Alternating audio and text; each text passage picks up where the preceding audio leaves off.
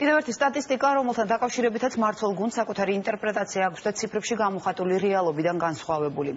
IDFI კვლევის შედეგებს აქვეყნებს, რომლის მიხედვითაც ქვეყანაში დანაშაულის რაოდენობა წინა წლებთან შედარებით გაზრდილია. მღვებრიშვილის უწყება დღეს კიდევ ერთი ფაქტის გამო გახდა მწვავე შეფასების მიზეზი. პირველ საფრთხეში 2015 წლის ანალოგიურ პერიოდთან შედარებით მატება არის 1394.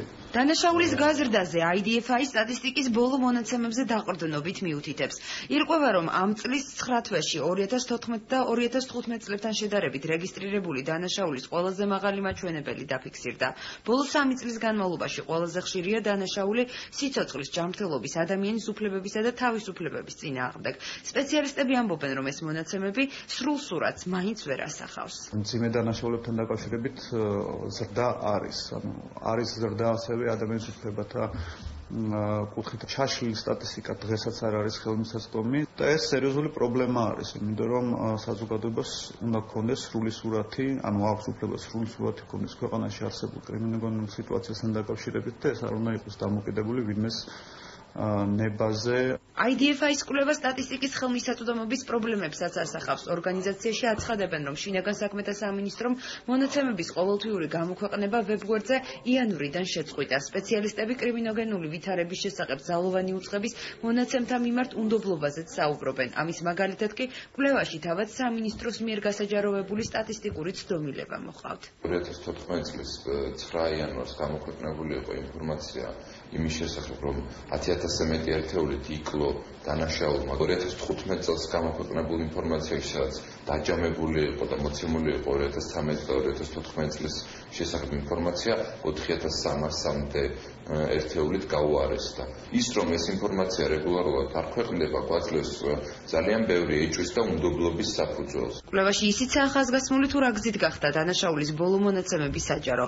სტატისტიკის სამსახურის მიერ 2016 წლის მონაცემები საპარლამენტო დებატებიდან მალევე გამოქვეყნდა. თუ ეს სტატისტიკა არ ყალბდება, მაშინ რატომ არ აქვეყნებთ თევს პროკურატურის თქვენი კვარტალში ერთხელ მიეწოდება ჩვენგან სტატისტიკა. კიდევ ერთხელ გეუბნებით ახლა რა გინდა დავიფიცოთ თუ დავიგინო, ვერ გავიგე, არ მესმის. კრიმინალური ვითარება საქართველოში არავითარი დაძაბული არა და კრიმინალი მომატებული არ არის. მმართველი გუნდის წარმომადგენლები სტატისტიკის ბოლო მონაცემების მიუხედავად აცხადებენ, რომ დანაშაული არ გაზრდილა და ციფრებით მანიპულირებას შინაგან საქმეთა სამინისტრო არ ახდენს.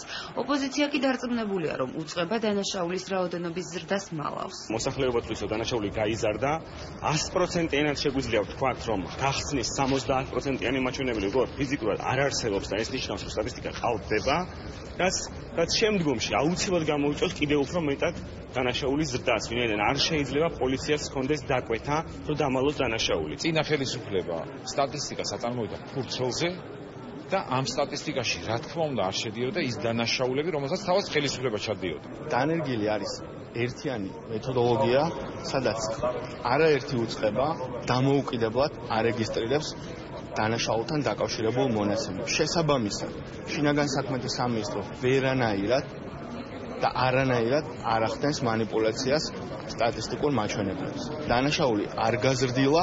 IDFI-ის პოზიციას ახალგაზრდა იურისტთა ასოციაციაში იზიარებენ და შინაგან საქმეთა სამინისტროს ყოველთვიურად დეტალური ინფორმაციის გამოქვეყნებასთან ერთად იმის ახსნისკენაც მოუწოდებენ, თუ რამ გამოიწვია დანაშაულის სტატისტიკის გაზრდა. როდესაც არ ხდება ინფორმაციის გამოქვეყნება, მით უმეტეს ასეთ სენსიტიურ საკითხთან დაკავშირებით, რა თქმა უნდა, ეჭვები ღრმავდება, რომ შესაძლოა ეს ინფორმაცია არ იყოს მაინც და მაინც სასიამოვნო და სახარბიელო კონკრეტული უწყებისთვის. მნიშვნელოვანია, რომ შინაგან საქმეთა სამინისტროს მხრიდან იყოს დამატებითი ინფორმაცია მიწოდებული საზოგადოებისთვის, რამ განაპირობა სტატისტიკის გაზრდა. დღეს გასაჯაროვებული კვლევის შემდეგ დამატებითი განმარტებები დანაშაულის სტატისტიკასთან დაკავშირებით შინაგან საქმეთა სამინისტროს არ გაუკეთებია.